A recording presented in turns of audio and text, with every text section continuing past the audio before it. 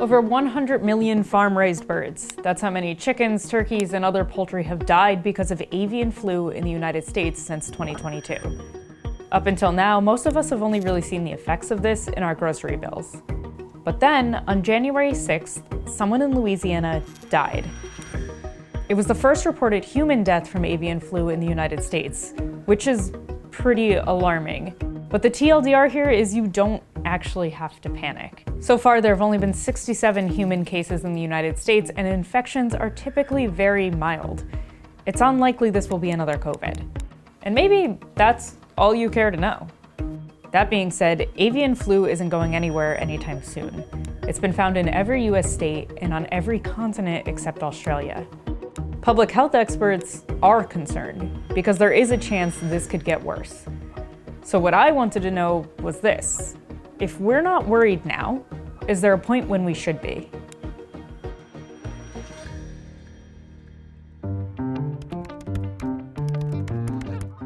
Avian flu viruses are naturally found in waterfowl, like geese or ducks. H5N1, the type of avian flu circulating right now, was first identified in geese in 1996 in China.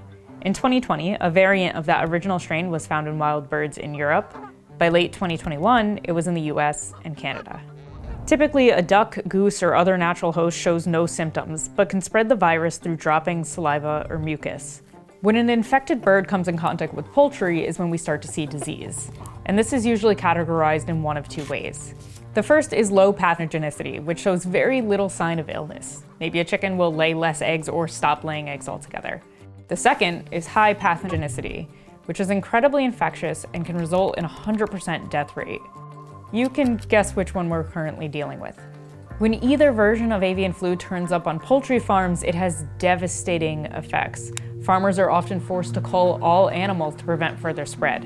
4.2 million chickens on Iowa egg farms as of last July, 100,000 ducks on Long Island in January, another million chickens in the United Kingdom. The economic loss to farmers is in the billions. But over 100 million dead domesticated birds later, and the virus is still spreading.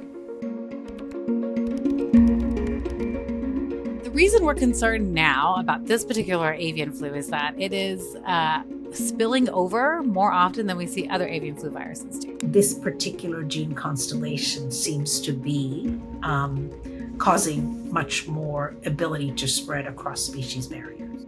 Everybody I spoke to for this story really wanted to drive home this point.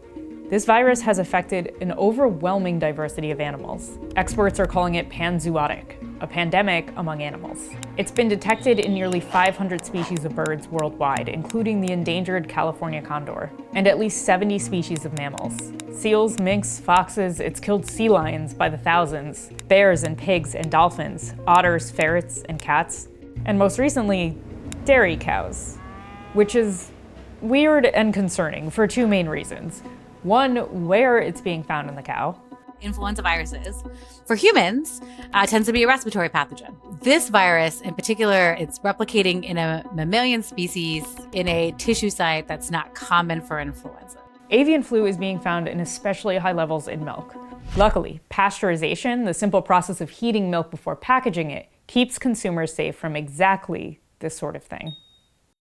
Now, the second problem is more obvious. Avian flu in dairy cows brings avian flu closer to humans, but that is a bigger problem than a person just getting sick. Here's why.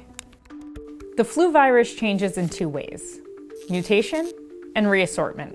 So mutation is sort of like what happens every year with seasonal flu viruses. Every year, as the virus replicates in us, the virus will change. This is a new version of the same virus. It just made a mistake while replicating itself.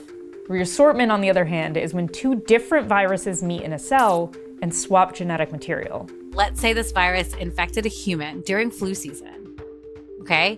And you have sick kids at home, and all of a sudden you also have human seasonal flu. And you have this H5N1 because you work in a dairy farm.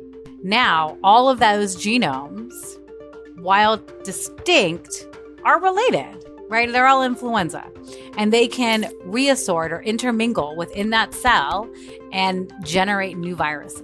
Reassortment of avian flu resulted in two pandemics in 1957 and 1968. And reassortment of swine flu resulted in the 2009 swine flu pandemic. reason we worry about that so much is that seasonal influenza viruses are epidemiologically very successful. They spread so easily from person to person. Now, what does it take for a virus to cause a pandemic? You have to have a virus that is novel, that infects humans and causes disease. The population has to be susceptible. The way we usually think about it, it means that you don't have antibodies to that subtype. But very importantly, the virus has to be able to spread efficiently from person to person through sustained chains of community transmission. This is generally what public health experts are on the lookout for, and why monitoring this virus is really important. So what the H5N1 viruses have are that they're novel, they infect people, they cause disease, and the population is susceptible, but they have not yet demonstrated the ability to spread efficiently from person to person. If this virus starts spreading between humans, then our problems have extended beyond dead birds and egg prices. Luckily, there are still a few other things on our side here. For one, the disease so far is mild in humans, and two, reassortment in humans is way less likely than it is in pigs or birds for some reason. As for vaccines, our seasonal flu shot is very specific, so it's unlikely it will give us any immunity to this. However, previous exposure to the flu virus might give us a slight edge. The people that should be more concerned and more proactive are the ones that are in public health decision-making and public health funding and so on. The best we can do right now is be aware of what's happening. As it stands, avian flu is getting a lot of chances to change and become a bigger problem for humans. We haven't stopped it yet. I'm far less certain that we can put the genie back in the bottle. Well, what a comforting way to end a video after telling you not to panic. Anyway, I sincerely hope that this was helpful. After 2 years of following this story and thinking of all the different ways I could cover it, I ultimately just landed here, a piece that tries to answer your biggest questions without freaking you out too much.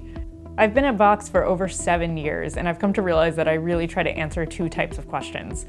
The dire ones that feel like they need answering right now, and some that just spark curiosity, to remind us that sure, things are chaotic, but the world is also wild and full of wonder. If you like that mission and want to help, you can join our membership program at vox.com/memberships.